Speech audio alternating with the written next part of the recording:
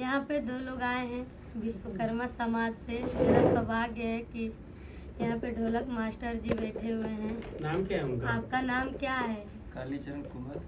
कालीचरण कुंवर जी आए हैं। अब जो भी आ रहा है मैं बोल दे रही हूँ, पहली बार मतलब मैं ऐसे बोल रही हूँ। और इधर में कीबोर्ड पे बैठे हैं, ये ढोलक भी बजाते हैं, कीबोर्ड भी बजाते हैं और साथ में गाना भी गाते हैं। और इनको सम्मानित किया गया है ओगी जी ने, तो बहुत अच्छा लग रहा है। और मेरे स्टूडियो में आए हैं, तो आइए हम लोग को सुनाते हैं। आप सभी को अच्छा लगेगा तो लाइक शेयर जरूर कीजिएगा। और इनका नाम पूछते हैं, आपका नाम क्या है? नीतीश कुमार विश्वकर्मा।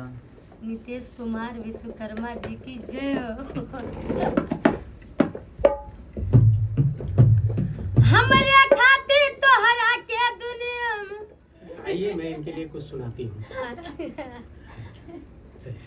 कट कर दीजिएगा। आइए इनके लिए कुछ तो आइए इनके लिए मैं कुछ सुनाती हूँ और आप लोग प्यार आशीर्वाद दीजिएगा और अच्छा लगे तो शेयर कीजिएगा। हमारे खातिर तोहरा के दुनिया में भेजवले बाड़े, हमारे खातिर तोहरा के दुनिया में भेजवले बाड़े।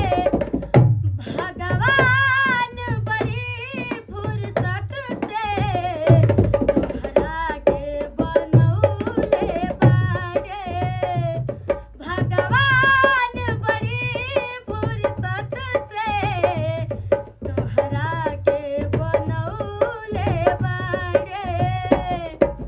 हमरे खातिर तोहरा के दुनिया में भेजवले बाड़े, हमरे खातिर तोहरा के दुनिया में भेजवले बाड़े। भगवान बड़ी फुर्सत से तोहरा के बनौले बाड़े। भगवान बड़ी फुर्सत से तोहरा के बनौले बने। होठवा तोहार जैसे भोर के किरनिया, आँखियाँ में प्यार के समाइल बा दुनिया।